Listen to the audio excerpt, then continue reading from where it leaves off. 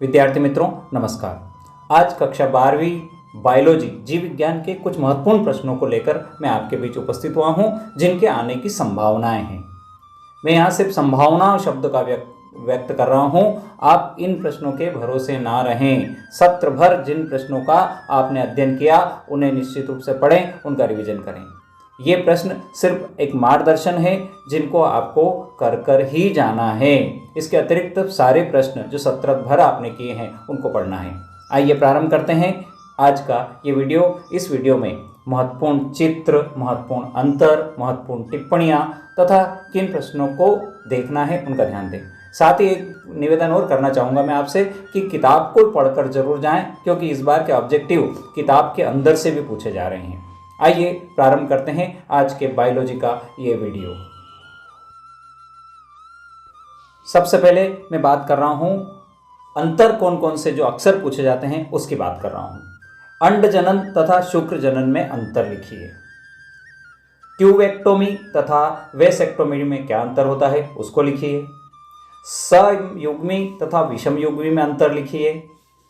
DNA RNA में अंतर जो कई बार पूछा जाता है प्रश्न। जीन प्रारूप तथा लक्षण प्रारूप में अंतर लिखिए। खाद्य एवं जैव उर्वरक में क्या अंतर होता है उसमें अंतर लिखना है आपको। खाद्य जाल और खाद्य श्रृंखला में अंतर लिखना है। समष्टि तथा समुदाय में क्या अंतर है वो आपको बताना है। और अनुहरण तथा छद्मावरण में क्या अंतर है। विद्यार्थी मित्रों, इस बात का भी ध्यान रखें कि जब इनमें से ही कोई टिप्पणी पूछी जाए तो उस भाग का पूरा मैटर उठाकर एक साथ उसको कंटिन्यू वाक्य बनाकर लिख दें। अब बात करते हैं हम महत्वपूर्ण चित्रों की। ये वो चित्र हैं जो अक्सर पूछे जाते हैं। प्रारूपिक पुष्प की संरचना का नामांकित चित्र, बीजांड की संरचना का नामांकित चित्र, भ्रूण कोश एवं मादा युग्म बीज जो होता है उसकी संरचना का नामांकित चित्र, शुक्राणु की संरचना का नामांकित चित्र।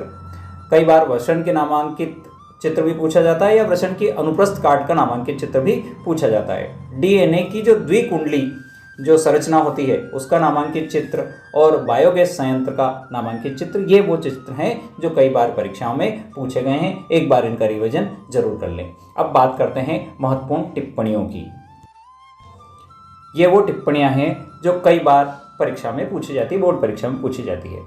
Ads, syphilis, gonorrhoea, trichomoniasis, IVF, gift GIFT, ZIFT ZIFT, IUD अंतर्गर्भाशय युक्तियाँ जो प्रोसेस जो होती है वो, अनुलिपीकरण क्या है, व्यसन औषधियाँ कौन सी होती है, एलर्जन क्या है, टीकाकरण क्या है, कैंसर क्या है, इंटरफेरॉन क्या होता है, कवक, उर्वरक, PCR जो पॉलीमेटिक श्रृंखला जो होती है रिएक्शंस वो उस पर टिप्पणी, सहजीविता, छद्मावरण, बायोस्फीयर रिजर्व्स और परखनली शिशु, ये वो टिप्पणियाँ जो कई बार परीक्षा में पूछी गई। अब बात करते हैं हम उन महत्वपूर्ण चैप्टर पर बात करना जहाँ से निश्चित रूप से कोई न कोई प्रश्न पूछा ही जाता है।